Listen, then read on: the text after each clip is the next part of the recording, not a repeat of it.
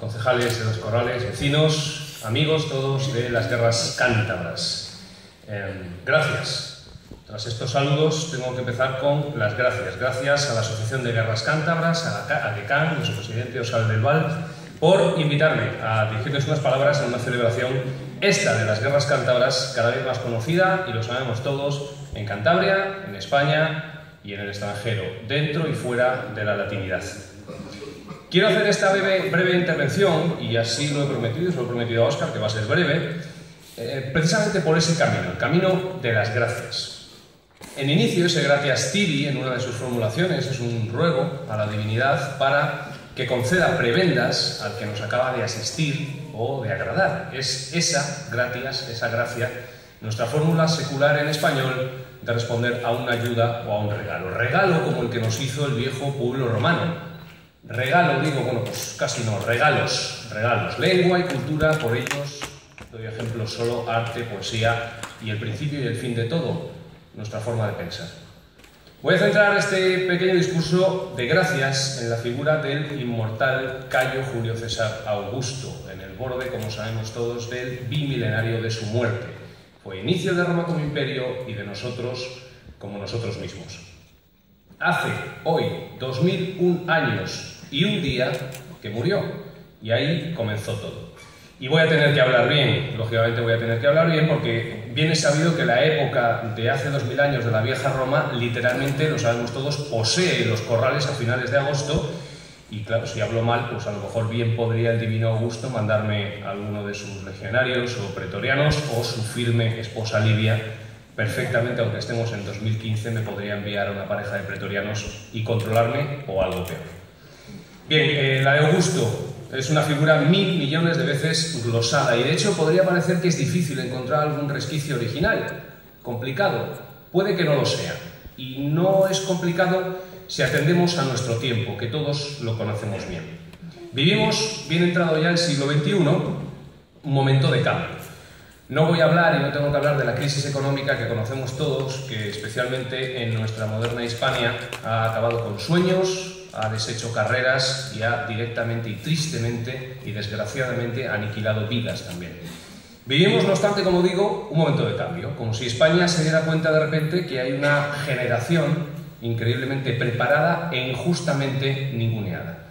Hay nuevos políticos, nuevos empresarios, mujeres y hombres de decisión que están viendo cómo su subida natural a los centros de esa decisión se está retrasando injusta y perjudicialmente para todos. Pero bueno, poco a poco sí que es cierto que va sucediendo, se va dando esa renovación natural, pero ha tardado, y no me cabe duda que esa ha sido una de las razones de la enorme duración de una crisis tan horrible. Les doy un ejemplo, mi campo, el periodismo, está en importante y radical redefinición debido a las tecnologías e Internet. No sabemos cómo van a ser los medios de comunicación que vamos a ver y leer y escuchar en el futuro.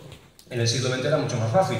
Todos los días veíamos el periódico, desde los años 30-40 veíamos la tele también, y siempre nos manteníamos informados a través de la radio. No sabemos qué va a pasar en el siglo XXI, pero lo que sí sabemos es que los va a definir la nueva generación, no quien todavía llegó a conocer las máquinas de escribir en las redacciones de los periódicos. La experiencia, esto es muy importante y lo digo rápido seguido, la experiencia, la senectud, incluso las canas no son un grado, son cientos de grados, y siempre deben tenerse en cuenta, siempre, pero en su sitio. Y eso fue lo que hizo Octavio Augusto. Fue precisamente eso. Obtuvo el reinado de manera absoluta a mi edad, a los 35 años. Aquí donde me ven. 35 años. Es fácil imaginarle antes, de niño, viendo sin hablar, mirando sin moverse, aprendiendo de su padre adoptivo, del que sería su padre adoptivo, de su tío abuelo Cayo Julio César. Y después, años después, utilizar la fuerza y el empuje de su juventud para apartar de su camino, ojo, no a cualquiera, sino a nombres que su sola pronunciación en voz alta estremecen en lo militar, como por ejemplo Marco Antonio.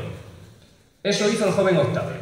Usó su inteligencia, su fuerza y su juventud para cambiar el mundo y a la postre regalarnos la cultura latina a los, también por ejemplo, hoy españoles. Les voy a leer. Poseía una rara belleza, tenía unos ojos vivos y brillantes, tenía dientes pequeños, blancos y desiguales, el cabello ligeramente rizado y algo rubio, las cejas juntas, las orejas medianas, la nariz aguileña y puntiaguda, la tez entre morena y blanca, corta estatura. Son las conocidas palabras de Suetonio sobre el joven Octavio. Y el criuco algo debía tener, como ya lo tuvo su tío abuelo Julio César. Algo debía tener el chaval, porque llamó la atención desde bien joven. Antes de ser investido incluso con la toga viril, destacó en algo que los romanos y hoy los americanos saben que es fundamental para ascender en la vida pública: modos, formas ante las audiencias, labia, saber estar, saber decir, saber transmitir.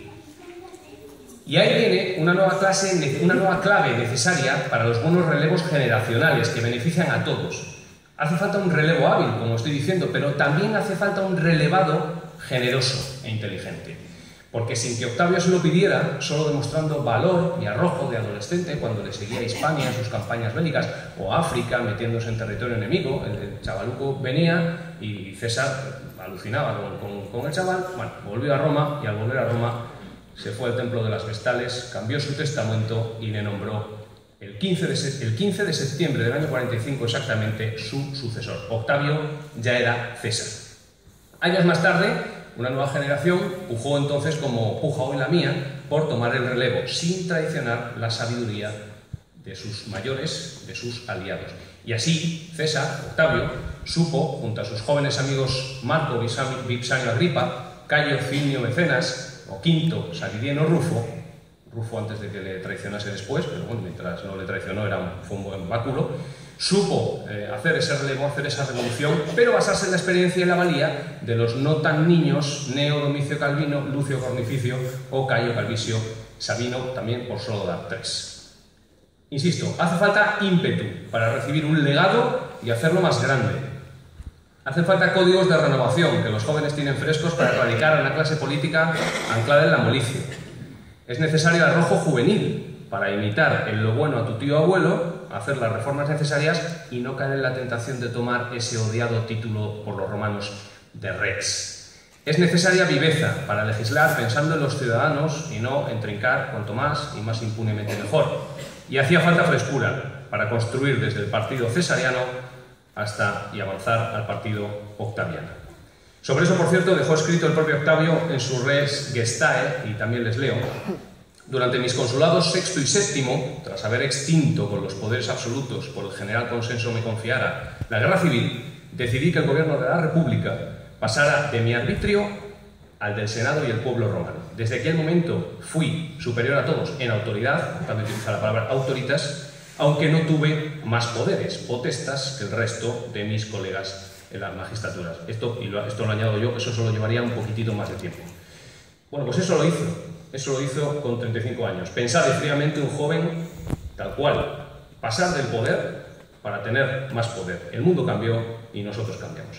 Pero claro, es verdad que no todo fue bueno.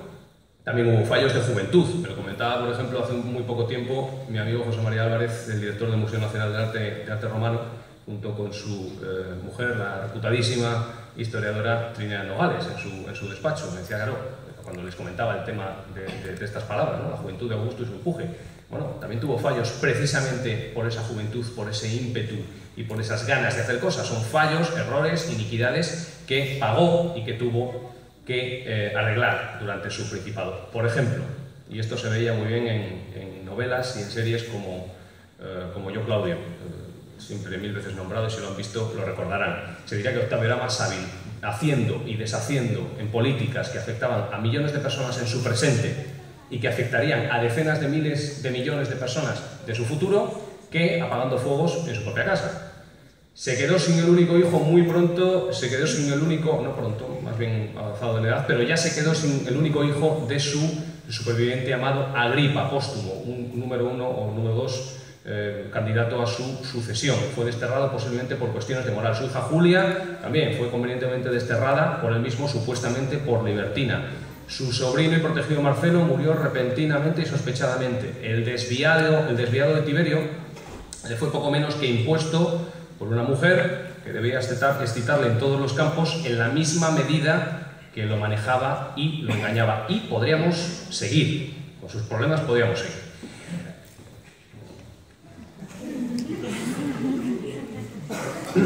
Bueno, es que hablar mal de Augusto.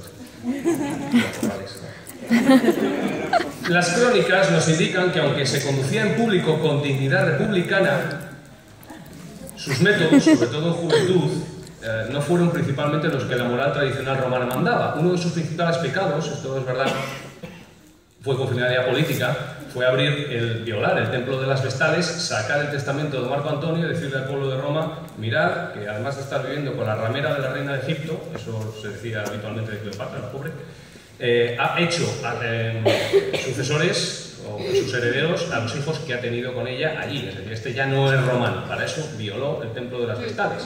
Al final le sirvió, pero bueno.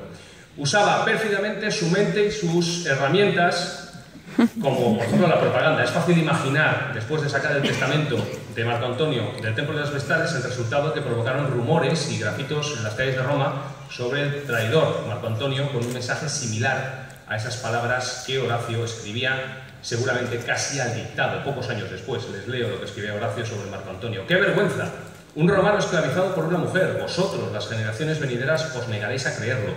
Lleva un palo y armas y, a pesar de ser un soldado, soporta servir a un montón de ajados y resecos eunucos, mientras el sol fija su mirada en la degenerada mosquitera en torno a los estandartes de nuestro ejército. Vamos, como si lo hubiera escrito el mismo Octavio, él mismo, ahí, de su mano y letra. Vale. Es que ya... En lo militar no destacó especialmente como general, hay que decirlo, eso es cierto. Probablemente sus dos batallas principales, gracias a las cuales fue lo que fue y nosotros somos lo que somos, Filipos y Accio, ni se le vio ni se le esperó. Es conocida, por ejemplo, su ausencia temporal de 3 días de Filipos, supuestamente porque su médico soñó que no le venía bien quedarse en la tienda. Cogió carretera y en 3 días no se le vio. Hay algo escrito sobre eso, pero es verdad que son un poco oscuras esas circunstancias de esa ausencia de 3 días de esa batalla principal de Filipos, donde se acabó con los últimos rastros de los principales conspiradores contra la vida de su tío abuelo y de su padre. Pero, como digo, esa ausencia pues no nos la aclara ni Plutarco, ni Dion Casio, ni Velleio Paterculo. Pero bueno, el caso es que ganó. Y eso en Roma es verdad que exigía un poco. Ganar sin gloria militar. Por eso tuvo que venir aquí. Tuvo que venir aquí, a las tierras de los cántabros, lejanas y extrañas tierras de los cántabros, en una de las primeras campañas de propaganda política en suelo ibérico que se recuerdan.